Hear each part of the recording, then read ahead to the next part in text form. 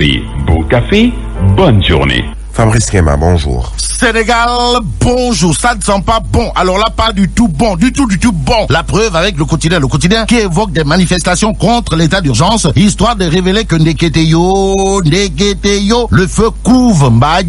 En tout cas, le quotidien nous renseigne que Touba et Mbaké sont aujourd'hui en état de siège, tandis que la contestation contre l'état d'urgence gagne Dakar, la capitale. Ce qui est capitale, d'après la tribune, gravite autour des émeutes contre le couvre-feu à Kaolack. Dans la capitale du bassin arachidier, une voiture de police percute froidement un certain Ali Ndiouf, nous apprend la tribune.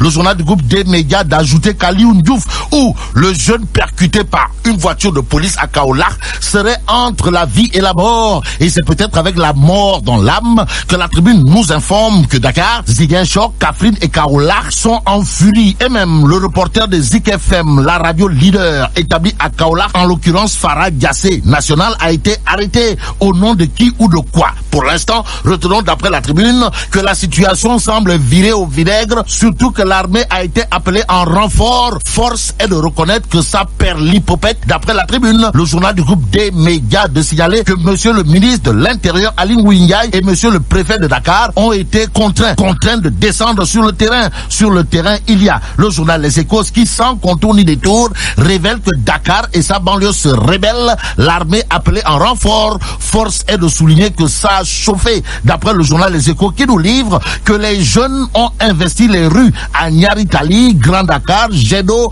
HLM, Grand Yoff et entre autres quartiers de la capitale en brûlant des pneus avant d'être dispersés par la police.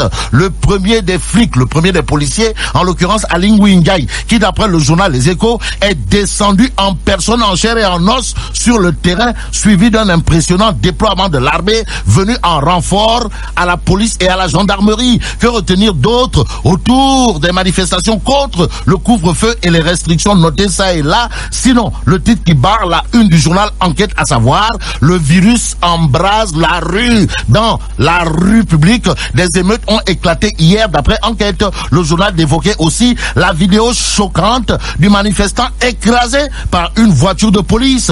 En tout cas, une centaine de personnes arrêtées puis coffrées à Touba Mbaké, nous renseigne le journal Enquête, avant de souligner que le président a annoncé un assouplissement des mesures de restriction. Cependant, ce qui relève d'une bizarrerie d'après Direct News gravite autour de la défiance aux forces de l'ordre, et c'est dans l'ordre que Direct News retient et fait retenir des dérives incompréhensibles de chez incompréhensibles. Sur ce point, c'est Mademba Ramatadia, mon confrère de Direct News, qui dans son article souligne qu'il se passe au Sénégal des choses aux antipodes de la morale républicaine. Et quand on en arrive à ce point de défiance de la jeunesse aux forces de l'ordre, cela doit susciter des interrogations, écrit mon confrère de Direct News à la une du journal piloté par le lion de Ngekor, Pape Diogoye Faye. On peut lire expansion de la pandémie à Aly Ngouille Ndiaye. Ses gouverneurs, préfets, sous-préfets, adjoints aux sous-préfets, accompagnés des forces de sécurité, renversent la tendance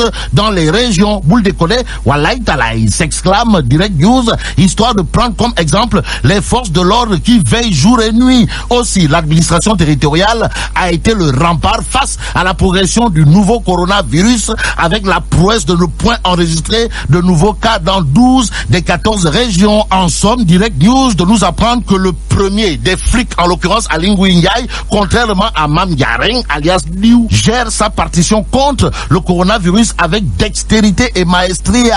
Malheureusement, c'est toujours le tâtonnement et le tab du côté de Diou, comprenez Mame Diareng, au regard de ce que nous livre Source A, le journal de mon confrère Daouda Tchab, de révéler que ça va de mal en pis. Pourquoi? Eh bien, Source A en veut pour preuve la nouvelle situation marquée par 96 nouvelles infections, dont 16 communautaires, 17 cas graves, 1823 patients toujours sous traitement. À la question de savoir si Diou, comprenez Mame Diareng, ne devrait pas recevoir le 45 de Nyang, là où ça fait très mal. En tout cas, cas, Vox Populi, toujours au chapitre de l'évolution du coronavirus, révèle des chiffres, à savoir 2046 cas de corona et 26 morts en 24 jours. Ce jour, on peut lire à la une de Rewmi Quotidien, affaire des faux billets, les dessous de la libération de Bougazeli. En tout cas, Libération sur justement le sujet titre Bouga, un cas à part. Pourquoi un cas à part? Eh bien, Libération d'expliquer que visé par des faits criminels, il n'a pas été encore entendu dans le fond, d'où le rejet de ces 4 précédentes demandes. Que retenir autour de cette histoire de la libération provisoire de Bouga? Comprenez, c'est dit Rafal Bougazeli. Sinon, la 5e a été la bonne, mais n'a rien changé entre-temps dans la procédure. En attendant la fin de la procédure, passons à la tribune pour terminer. Le journal d'indiquer convocation de Barth pour vol, libération de Bougazeli, manif de pression, choix désastreux, honorariat en pleine crise au Sénégal de tous les possibles. Et là, mais là, tu dong de. Oui, Fouille Djamati. Bon, vive le Sénégal. Voilà, exactement 23 minutes après 7 heures, la revue de la presse de Fabrice Ngema met un terme à ce journal. Merci à Daouda Djiba qui a assuré la mise en onde d'édition que vous a proposé Birahim Touré. L'actualité revient à 8 heures. Vous aurez le journal en Wolof de l'âge Mohamed Mansour Diop. Mais restez scotchés sur Zik FM puisque tout de suite nous allons poursuivre avec Mami Samb, Daouda Djiba, Birahim Touré, Zik matinal sur Zik FM. À tout de suite.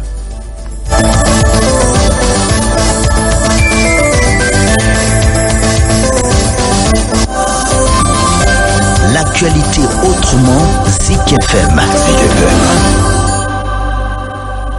Zik matinal, horoscope, météo, éphéméride, de l'info, santé et bien d'autres. Tout un programme pour une matinée parfaite sur Zik FM 89.7.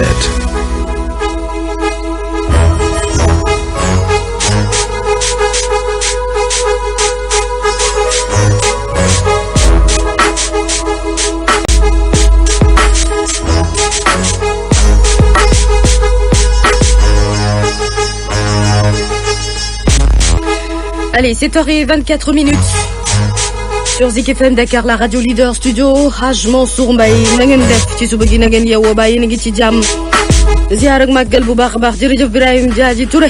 jërëjëf. Touré Mandi Mori. ba yaa ngi am jàmm. sant yàlla bu baax bay doori pooj de. waaw yàlla yokku. waaw sant bay doori kàppar yi. a baax. oui très bien alhamdulilah machallah et toi. Bah ça va, oui, on est encore là. yaa ngi. waaw. ba yaa ngi dégg thank you very much. waaw ñu ngi koy dégg alhamdulilah. tabarakallah alhamdulilah ñu dem Touba sunu rubrique à vous l'antenne fekk fa sunu correspondant Abdoulaye Diagne nuyu nañ la Diagne Naar moom international Diagne Naar maa ngi nii réer Ablaye fan nga nekk nii sa son bi nii nga ay waaw dëgg la Abdoulaye Diagne foo nekk nii noo def Ablaye maa ngi lay siyaar de waaye dégg-dégg bi xaw naa ma ne ñoo ngi ñuy Mbàkke yaa ngi Mbàkke noonu dégg-dégg baax na léegi fa dem non maanaam ban pièce nga dugg ci ban pièce nga dugg la ñu bëgg xam ma bu ko tontu Ablaye maanaam ci ban pièce nga nekk Ablaye du yéen a ko jël def ko international man de ñoo ngi ci kaw rek taxaw toog di wax foo ne nga ni ci kaw yaa ngi ci kaw man Ablaye dama déggul ngelaw de loolu day dañuy làqatu fenn rek comme dañ doon def ci ngelaw bi ñu leen ci ngelaw li dafa bari d'accord yéen nag seen mbir mi ngi bëgg a metti boo nekkee ci ngelaw ñu ne ngelaw dafa bari boo làqatoo ñu ne da dégguñu ngelaw da ngaa mel ni ku nekk ci mbaaru xar mi di moo tax may laaj rek may laaj doo mbaaru xar da ngaa dégg bi xar mu mbee déedéet dégg gu ma mbee tamit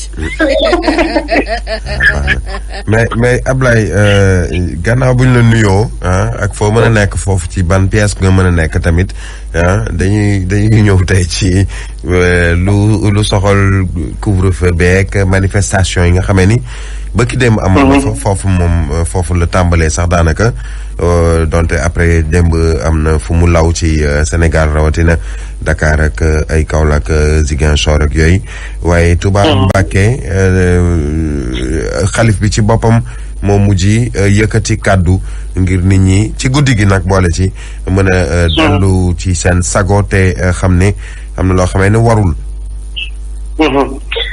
waaw Ibrahima waaw na nga ko waxee ne ko xalif général des Mourides yëkkati na kàddum wax dëgg yàlla am kàddu yoo xam ne laal nañu bari ndax ñu bari moom jàpp noonu nañ ne li nga xam ne Touba film xewoon na fi yaa jàpp nañ ne warutu woon a xew ndaxte lii mel na ne li ngi fi soog a am ndax mouvement d'humeur bi nga xam ne mu mel ne ñëpp dañ ko yëgandoo koñoo koñ yëpp Touba fépp di boy di koy taal ay menaces yu ko génn di manifester loolu xamewuñ ko Touba te loolu nekk lu bette loolu nag askan wi dañ koy naqarlu ñu bari ñu ngi naan dafa ñaaw waaye loolu nag tax na xalif général des mourides génn ci guddi gi dem fi nga xam ne mooy grande mosquée ci jumaa ji def ko déclaration ba wax yoo xam ne ba yëkkati dënnam te loolu xamewuñ ko yoonu murid te loolu tamit gënul ne wax na ko wax yoo xam ne waxi baatin ba waxee noo xam ne daal tiital na taalibe yi lool ci ay manifester yu amoon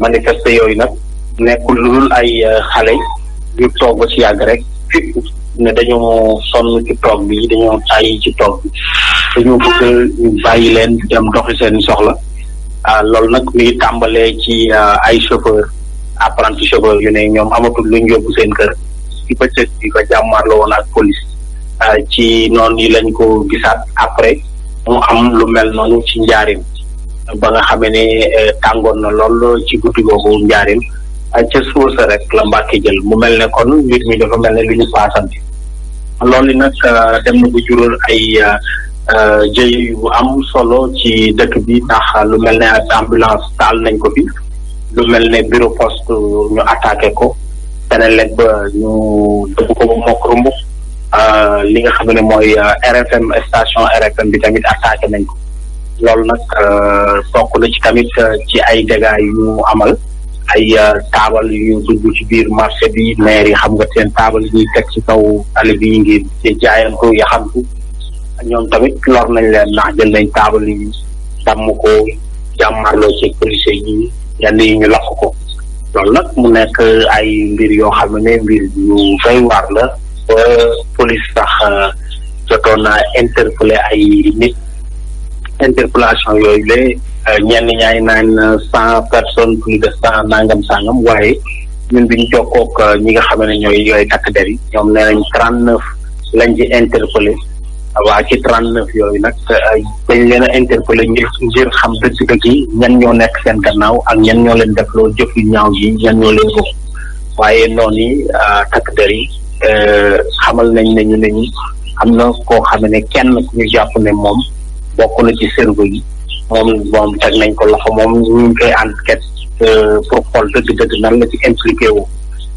39 yooyu sax mën nañ ne ñi ngi woon ñu garder leen ci police spécial commissariat spécial bu Jannatul Mahwa doon defar seeni këyit ngir jëbbal leen procureur waaye loolu tamit beneen problème da cee tege ndax groupe nit yooyu leen nga dajal leen parquet leen fenn ngir ñu war a wuy ci procureur li ñuy xeex ci jàngoro ji mën na cee juddoo donc kon loolu tamit mu indi ay inquiétude ci police ba indi ay inquiétude tamit ci ñuy xeex wàllu feebar bi nga xam ne mooy Covid-19 ci diwaan bi. En tout cas daal Birahim mami mën nañu wax daal ne diggante Touba ak Mbacké jax na lool ci mbir yi manifester ak ñaxtu yi yàgg na nag bañ koy ruum daan yàgg na dañuy yàgg nañ ko préparé xanaa peut-être mënuma wax sax ne takk der dañoo amul information yi parce que ñoom ñoo ñu gën a informé normalement waaye daal bàyyi nañ daal ba mu yegg fi nga xam ne neexul kenn muy ay toj ak ay yàq ak yu ni mel li si dommage loolu la li si dommage mooy yàq bi tous les dégâts matériaux yi nga xamante ne def nañu ko bu ñu fàtte itam ndaw yi baax na ici itam ñu am conscience tuuti ci manifester yi mu ñàkk sax moo gën rawatina nag soo amee ñu boole ci ay yàqu-yàqu yoo xamante ne suñu bopp la ñuy yàqal en fait parce que loo xam ne réew mi la ñu ko liggéey ñëpp ko moom jël mami bi ñu demee ambulance yàq ambulance jël Senelec ba tojati ko loolu tamit pour lan la merci beaucoup ambulance bi nga xam ne jamono yi moom la ñëpp soxla ngir